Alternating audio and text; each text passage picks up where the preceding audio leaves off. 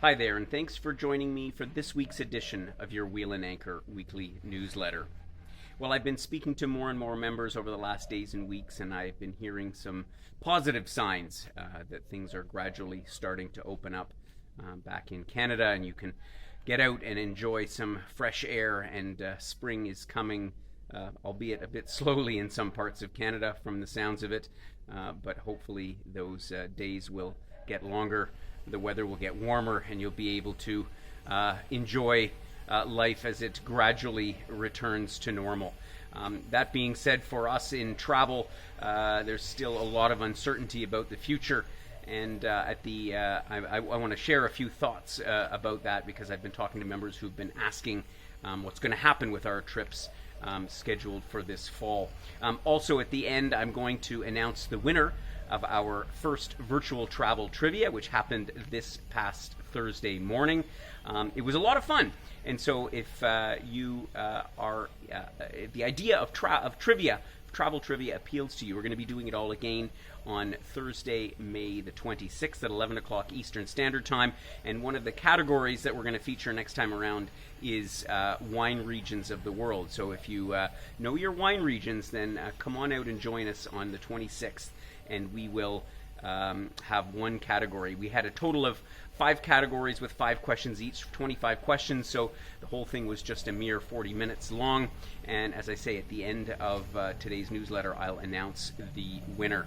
I'll also mention a couple of the other events, but as I was saying, a lot of you have been asking about what's happening with our trips that are scheduled for this coming fall. And I must say, we don't know the answer to that yet. There's still a lot of things that have to get resolved. We're all still very hopeful. And so at this point in time, our trips are still on, with the exception of any of those where you've gotten an email from me with an update stating otherwise.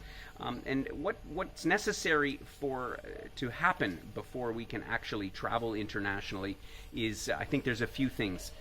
First of all, society is going to have to get this virus under control, and that certainly means much more widespread testing and a way for people to get tested readily before they board an aircraft. And of course, those tests are going to have to be accepted by the country that you're planning to visit. So for example, here in Thailand, they've already developed a quick test that will tell you with a something like 98% certainty whether or not you have the disease. But the question is, will that test result, will the certificate be valid when I arrive in Canada? I think at the moment they're going to make me, if I'm going to return to Canada anytime soon, go into quarantine for 14 days. And so there's a whole number of factors as it relates to the virus itself, as well as how countries are going to treat the medical requirements from other countries in terms of letting people in and letting them be able to travel around freely.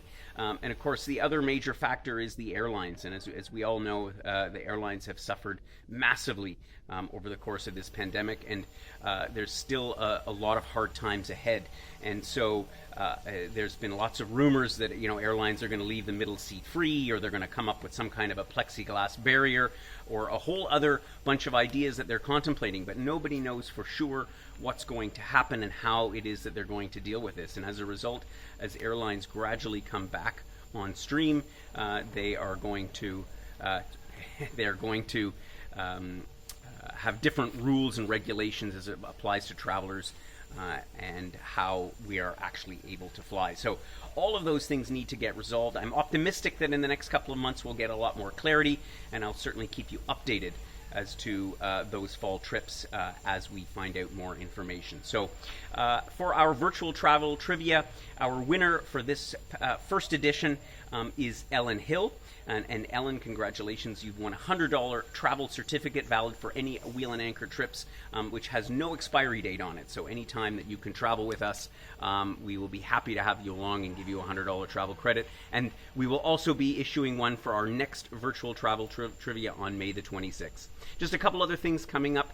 This coming week, we have on May the 12th our webinar on our new Scotland by Sea program that will be happening in May of 2021.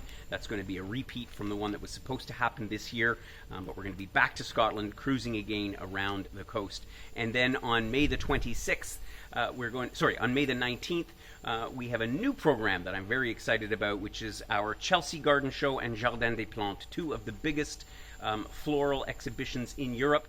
This new trip will happen in May of 2021 as well. It'll be hosted by my good friend Todd Kjaergaard, who is one of Toronto's foremost floral design experts, most sought after people in Toronto. So that webinar happening on May the 19th. So I wish you all the best, and I hope that you can get out, stretch your legs as spring gradually arrives back home. And I look forward to catching up with you again next week.